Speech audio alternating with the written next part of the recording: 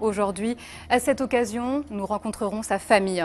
Et puis dans votre JT des communes, nous irons au Carbet, au chevet d'un agriculteur en proie à de grosses difficultés. Les caprices du temps ont ravagé ses plantations, vous le verrez.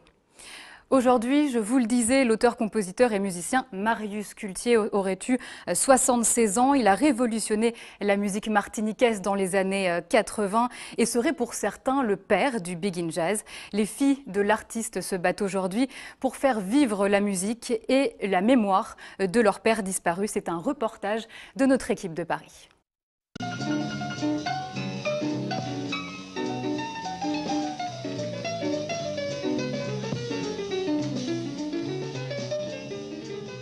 C'est au pied de l'Olympia à Paris que les deux filles du pianiste Marius Cultier, Lénie et Ayoul, ont choisi de se rencontrer pour se souvenir de leur père.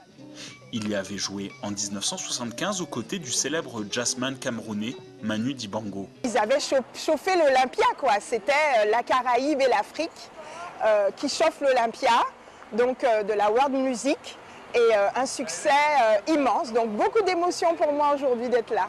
Sa carrière, Marius Cultier la commence très jeune. C'est à l'hôtel L'Impératrice qu'il se produit pour la première fois à l'âge de 14 ans, avant de parcourir la Martinique puis la Caraïbe.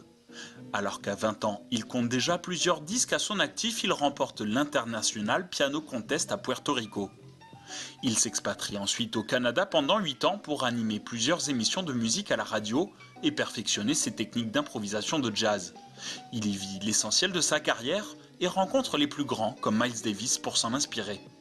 C'est à Paris qu'il joue au Palais des Congrès, à l'Olympia et à la Salle Gaveau, où il remporte le concours de la chanson d'outre-mer avec le morceau Concerto pour la fleur et l'oiseau, interprété par une certaine Jocelyne Berroard. Et si ou t'es qu'à bien remarqué, ou t'es qu'à ouais toute pétale moi qu'à tomber, là où bitiner au tchèque qui moi, m'a obligé à attendre la prochaine rosée. Le percussionniste Bago eut l'occasion de jouer à ses côtés à Paris dans les années 70. Il se souvient. Regardez-moi l'élégance de l'homme. L'artiste. En veste. Ouais. MC. On disait, mettez Marius. Il disait, mettez un thermomètre. Il avait une veste rose un jour. Une veste rose, non mais c'était un playboy. Et sa musique était aussi raffinée.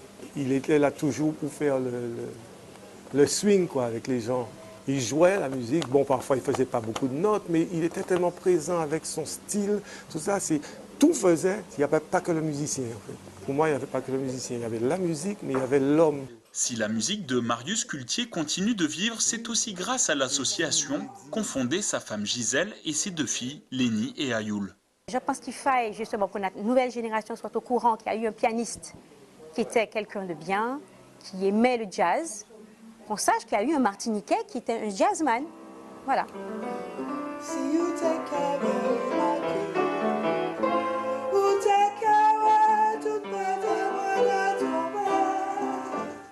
Cette nouvelle génération, Sarah l'incarne pleinement.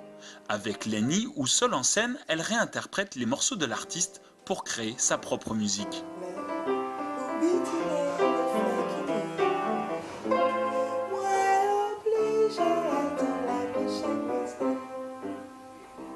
Au début, on reconnaissait le thème.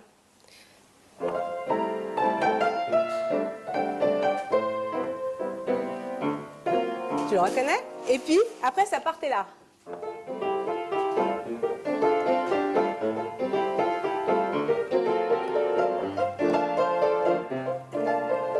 Tu vois, là, c'est un mélange même de musique d'origine camerounaise, africaine. C'est-à-dire qu'on peut mélanger le jazz, la biguine, l'Afrique, tu vois.